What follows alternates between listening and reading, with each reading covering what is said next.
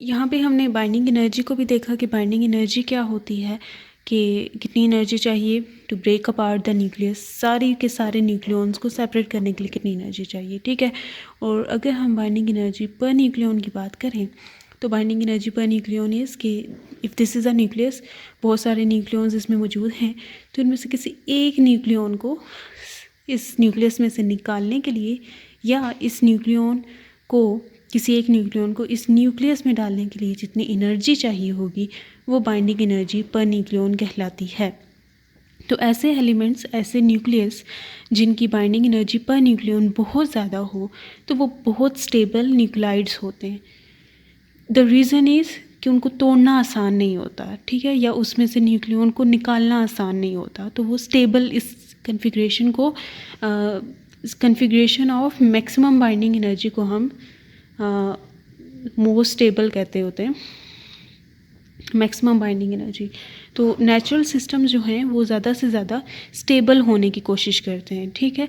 तो वो मिलता है मिनिमम एनर्जी स्टेट को ऑक्युपाई करके, मतलब इनकी एनर्जी स्टेट का मिनिमम होना मतलब इनकी बाइंडिंग एनर्जी का मैक्सिमम होना। इन दोनों स्टेटमेंट्स का इनवर्स हम बात कर रहे होते हैं कि मिनिमम अगर इनकी न्यूक्लियॉन्स की एनर्जी स्टेट है, इट मीन्स कि इनकी binding energy to that nucleus is greater, ठीक है।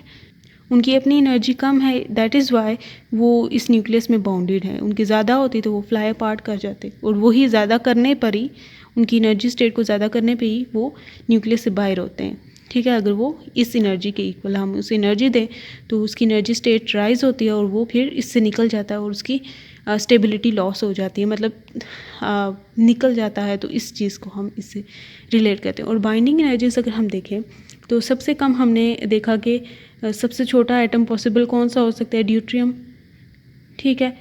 प्रोटॉन जो होता है, प्रोटियम होता है जो, उसकी बाइंडिंग एनर्जी क्या हो सकती है, उसके न्यूक्लियस में होता ही ये कि प्रोटॉन है, तो उससे किससे सेपरेट हम करेंगे, ठीक है। उसको हम इसलिए लो लिमिट में कंसिडर नहीं करते। ड्यूट्रियम क्यों करते हैं, उसका एक न्यूट्रॉन और एक प्रोटॉन होता है, तो इसकी सबसे लोएस्ट बाइंडिंग एनर्जी है और ये जाती है बिस्मथ तक। और बिस्मथ का जो ये एटॉमिक मास नंबर होता है और ये इसका एटॉमिक नंबर होता है, और इसकी जो बाइंडिंग एनर्जी होती है वो 1640 मेगा इलेक्ट्रॉन वोल्ट होती है। और इतनी ज़्यादा एनर्जी चाहिए होती है, ये बहुत ज़्यादा एनर्जी है to break the nucleus of bismuth. और उसके न्यूक्लियस में कितने न्यूक्लियॉन्स हैं, 209 न्यूक्लियॉन्स हैं, उन सब के सब को सेपरेट करने के लिए इतनी एनर्जी चाहिए होगी, और इसकी सबसे मैक्सिमम बाइंडिंग एनर्जी होती है। अगर हम स्टेबल न्यूक्लाइड्स की बात करें तो स्टेबल न्यूक्लाइड्स हम कहते हैं यहाँ से यहाँ तक रेंज करते हैं, और इसकी सबसे ज़्यादा बाइंडिंग एनर्जी होती है। इसके ये एक चीज़ होगी। अब इसमें बाइंडिंग एनर्जी पर न्यूक्लियॉन का जो ट्रेंड है ज़रूरी नहीं सेम हो, ठीक है। बाइंडिंग एनर्जी पर न्यूक्लियॉन अगर देखें तो वो बाइंडिंग एनर्जी पे भी डिपेंड कर रही होती है और न्यूक्लियॉन नंबर पे भी डिपेंड कर रही होती है। अगर डिनोमिनेटर बहुत बड़ा है जैसे इसका है, ठीक है, तो इसकी एनर्जी आती है 7.8 मेगा इलेक्ट्रॉन वोल्ट पर न्यूक्लियॉन बन जाती है, ठीक है। लेकिन अगर हम आयरन का देखें, आयरन का 56 ये होता है, 26 ये होता है, ठीक है। और इसकी जो बाइंडिंग एनर्जी पर न्यूक्लियॉन बनती है ना वो 8.8 मेगा इलेक्ट्रॉन वोल्ट बनती है। Let me confirm. तो द रीज़न इज़ कि इसकी जितनी बाइंडिंग एनर्जी है इसके न्यूक्लियॉन नंबर से हम जब डिवाइड करते हैं तो डिनोमिनेटर इतना बड़ा नहीं होता, जिसकी वजह से एक न्यूक्लियॉन की बाइंडिंग एनर्जी काफ़ी ज़्यादा है, जबकि यहाँ पे इससे कम है ये। तो ये हम पीक देख रहे होते हैं यहाँ पे, ये जो ये पीक है इसमें जो पीक पे है वो आयरन आ रहा होता है और उसकी मैक्सिमम बाइंडिंग एनर्जी पर न्यूक्लियॉन होती है, जबकि बाइंडिंग एनर्जी जो मैक्सिमम है वो बिस्मुथ की होती है स्टेबल न्यूक्लाइड्स में, और इसके बाद ये रिड्यूस हो रही है जैसे हम देख सकते हैं। तो बाइंडिंग एनर्जी पर न्यूक्लियॉन और बाइंडिंग एनर्जी दोनों के ट्रेंड्स थोड़े स्लाइटली डिफरेंट हो सकते हैं, क्योंकि बाइंडिंग एनर्जी पर nucleons depends upon the nucleon number 2। तो यहाँ पे न्यूक्लियॉन नंबर हम देख सकते हैं 209, और ये काफ़ी बड़ी है। जब इससे डिवाइड करते हैं तो 7.8 आता है। और अगर हम फेरस की, अगर हमें बाइंडिंग एनर्जी पर न्यूक्लियॉन पता है ना, फेरस के ये 56 से मल्टीप्लाई करेंगे तो इसकी बाइंडिंग एनर्जी आ जाएगी हमारे पास, ठीक हो गया। तो यहाँ पे ये सिर्फ मैंने डिस्कस किया था बाइंडिंग एनर्जी और बाइंडिंग एनर्जी पर न्यूक्लियॉन को, ठीक है। एक ये वे है, अगर बाइंडिंग एनर्जी हमें गिवन हो ठीक है। तो उसे रफली डिवाइड करके ऑन एवरेज हम निकाल सकते हैं कि उसकी बाइंडिंग एनर्जी क्या होगी एक न्यूक्लियन को उसमें डालने के लिए या उससे निकालने के लिए, ठीक है। तो इसमें इसकी न्यूमेरिकल प्रॉब्लम्स अगर हम देखें तो ये इस तरह की हैं, ठीक है।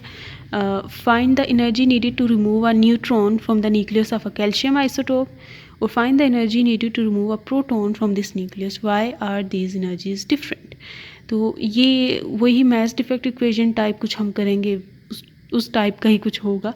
तो ठीक है, इसमें न्यूट्रॉन को जो कि एक न्यूक्लियन है न्यूक्लियस से निकालने के लिए, ठीक है, कितनी एनर्जी चाहिए होगी, ये बाइंडिंग एनर्जी पर न्यूट्रॉन हो जाएगी। और इसी तरह प्रोटॉन को निकालने के लिए कितनी एनर्जी चाहिए होगी, और हम देखेंगे दोनों थोड़ी डिफरेंट होती हैं, किसकी कम होगी किसकी ज़्यादा, ये आप अभी प्रेडिक्ट कर सकते हैं अपने आप में। तो अभी हम इसको सॉल्व करते हैं। ये मैं इसलिए करा रही हूँ कि इन केस इस तरह का प्रॉब्लम आ जाए तो जहन से गुजर रहा हो, नज़र से गुजरा हो। तो इसको भी हम उसी तरह से डील करेंगे जैसे हम पहले मैस डिफेक्ट इक्वेशन में करते थे। उसमें हम प्रोटॉन्स नंबर लेते होते थे और न्यूट्रॉन्स नंबर लेते होते थे, उनको जोड़ने के लिए फिर हम उन दोनों के मैसेज को ऐड करते थे माइनस उसका टोटल मैस। इसमें क्या करेंगे हम कि पहला पार्ट अगर कंसिडर करें, energy needed to remove a neutron from the nucleus of the calcium isotope. अगर ये मैं कहूँगी ये पेरेंट एटम है कैल्शियम, इसमें से अगर 1 न्यूट्रॉन रिमूव कर दिया जाए तो क्या चेंज आएगा, इसका एटॉमिक नंबर तो सेम रहेगा, ठीक है। Atomic number represents the number of proton, तो वो तो 20 रहेंगे, लेकिन इसका जो ये मैस नंबर है वो एक डिक्रीज़ हो जाएगा, ठीक है, न्यूट्रॉन नंबर। और एक न्यूट्रॉन हम कहते हैं कि ये आ गया।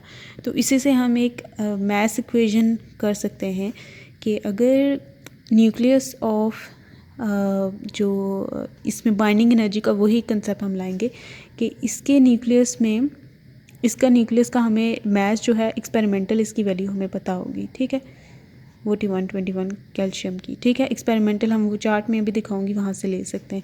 और इसमें अगर मैस ऑफ न्यूट्रॉन को हम ऐड करें इसके एटॉमिक मैस में, ठीक है, तो ये एक्सपेक्टेड मैस है इसका, ठीक है। ये अगर मैं इन दोनों को ऐड करूं तो that is the expected mass of this nucleus. तो ये माइनस हम करेंगे, ठीक है, ये वही हो गया कि प्रोटॉन्स नंबर प्लस न्यूट्रॉन के नंबर, ठीक है, माइनस वो पेरेंट एटम या जो हम बना रहे हैं जिसका न्यूक्लियस हम बना रहे हैं उन प्रोटॉन्स को जॉइन करके। तो ये वैसे ही हम कर रहे हैं, लेकिन इसमें हम एक एक करके या इस तरह की सिचुएशन कर रहे हैं, ठीक है। इसमें हम पूरा न्यूक्लियाइड ले रहे हैं, तो माइनस, और ये कैल्शियम का जो हमें पहले से पता होगा मैस वो, ठीक है, जैसे उसमें किया था वैसे ही, ठीक है, ये प्लस इसका मैस हम एक्सपेक्ट करते हैं कि वो इसके इक्वल है, लेकिन वो नहीं आता। तो जो इनका डिफरेंस होता है मैसेस का मल्टीप्लाई बाय वही 931.49 mega electron volt by you, that will give us the binding energy पर न्यूट्रॉन, ठीक है, फॉर दिस आइसोटोप कि कितना एनर्जी चाहिए होगी इसमें न्यूट्रॉन को ऐड करने में या रिमूव करने में।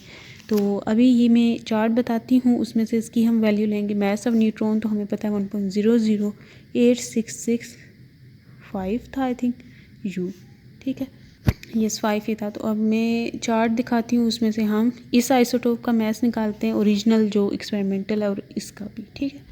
तो ये हम एटॉमिक मैसेस का अपेंडिक्स देख सकते हैं, यहाँ पे ये न्यूट्रॉन है, इसका एटॉमिक ए वैल्यू बताई गई है, ए इसका पता नहीं क्या है, ए आई थिंक इसका ये एटॉमिक नंबर बताया गया है कि ऐसा न्यूक्लियस जिसमें सिर्फ एक न्यूट्रॉन हो तो उसका एटॉमिक नंबर क्या होगा, mass number, I think mass number क्या होगा, मैस नंबर ये शो किया गया।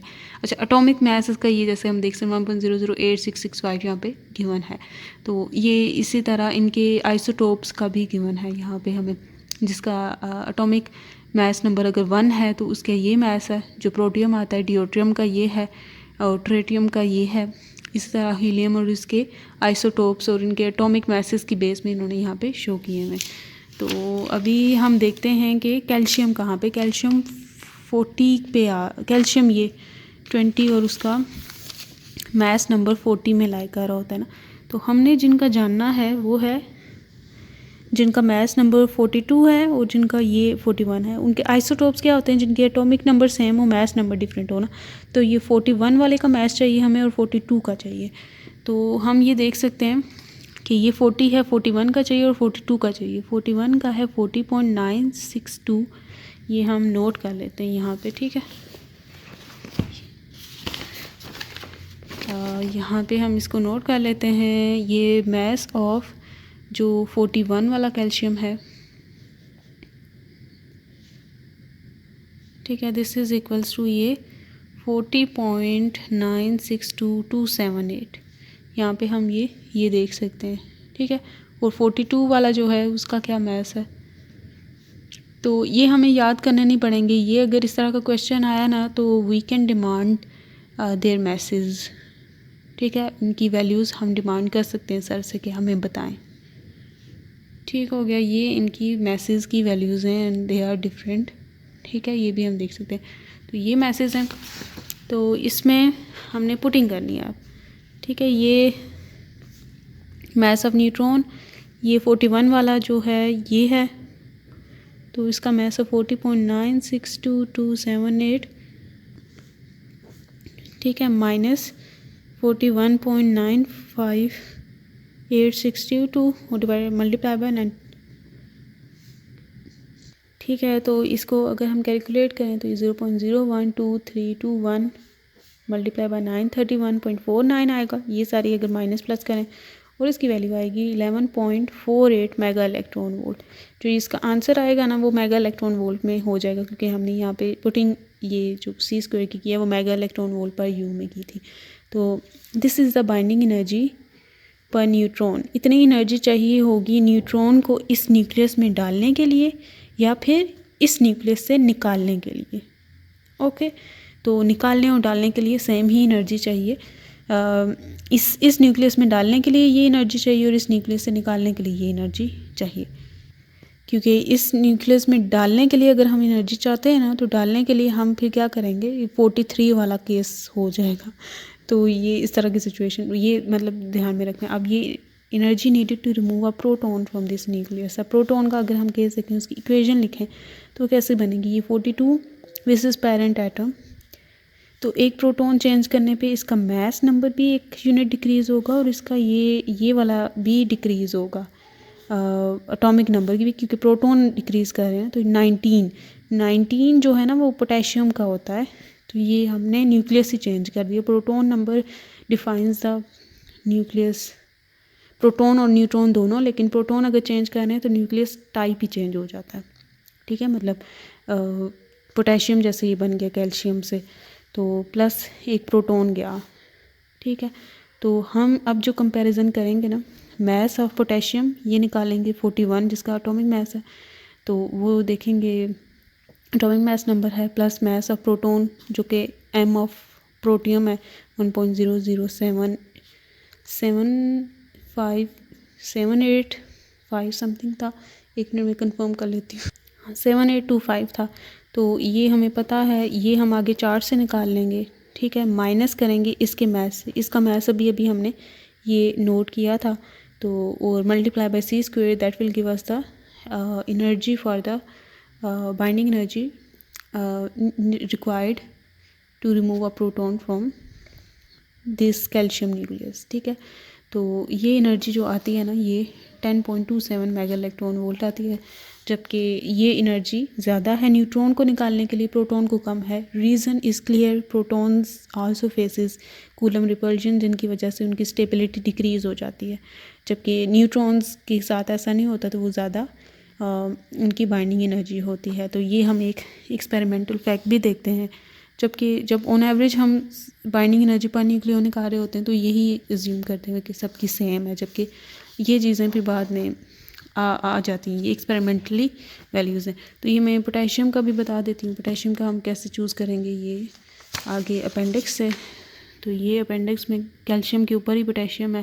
तो पोटेशियम वो वाला जिसका 39 हो, यहाँ पे हमने देखा वो 41 हो, ठीक है, 41 वाला, और ये है वो 41 जिसका एटॉमिक मास है। ये इसके नंबर लिखे हुए एटॉमिक नंबर और ये मास नंबर, तो 41 वाला ये वाला मास लेना है इसका, ठीक हो गया। तो यहाँ पे बाइंडिंग एनर्जी के सेक्शन में बहुत सारी प्रॉब्लम्स हैं जो बाइंडिंग एनर्जी पर न्यूक्लियन के रिलेटेड हैं, ठीक है, find the binding energy per nucleon in 2010 neon and in 5626 ferrous.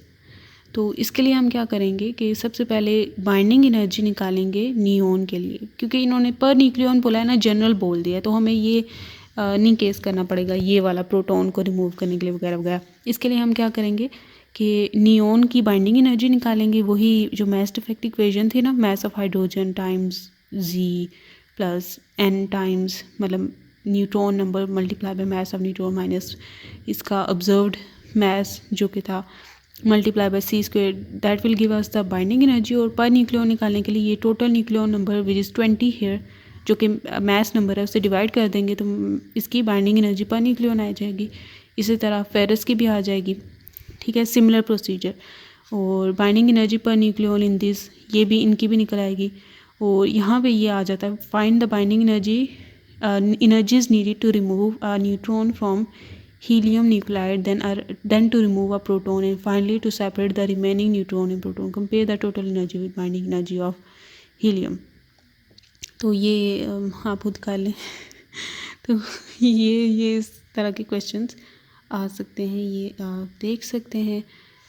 मैं प्रॉब्लम्स इसलिए करा रही हूँ क्योंकि एसएसबी में भी ऐसा हुआ था कि मुझे जो लगा कि मुझे आपको रिलेटेड करानी चाहिए, मैंने वही कराई, तो जो एक्स्ट्रा मैंने की थी वो मैंने कराई नहीं, तो क्योंकि वो मुझे लग रहा था कि वो टॉपिक के रिलेटेड नहीं है, तो लेकिन वो आई थी प्रॉब्लम, तो इसलिए मैं ये करा रही हूँ ताकि माइंड क्लियर हो कि अगर इस तरह से आए तो क्या होगा, वो क्या होगा। तो अगर बाइंडिंग एनर्जी पर न्यूक्लियन निकालनी है तो मास डिफेक्ट इक्वेशन लेते हुए बाइंडिंग एनर्जी निकालनी है और उनके न्यूक्लियन नंबर से डिवाइड कर देना है। लेकिन if you want to find separately कि न्यूट्रॉन को रिमूव करने के लिए कितनी एनर्जी चाहिए, प्रोटॉन को क्या करनी चाहिए, तो यहाँ पे ये जैसे क्वेश्चन है ना, इसको समझने की अगर कोशिश करें, find the energy needed to remove a neutron from helium atom nucleus. ठीक है, पहले हम न्यूट्रॉन को सेपरेट करेंगे हीलियम से, जो रिजल्टिंग न्यूक्लाइड आएगा ना, उससे जो रिजल्टिंग न्यूक्लाइड आएगा जिसमें एक न्यूट्रॉन जा चुका है, उससे प्रोटॉन को निकालने के लिए कितनी एनर्जी चाहिए। ठीक है,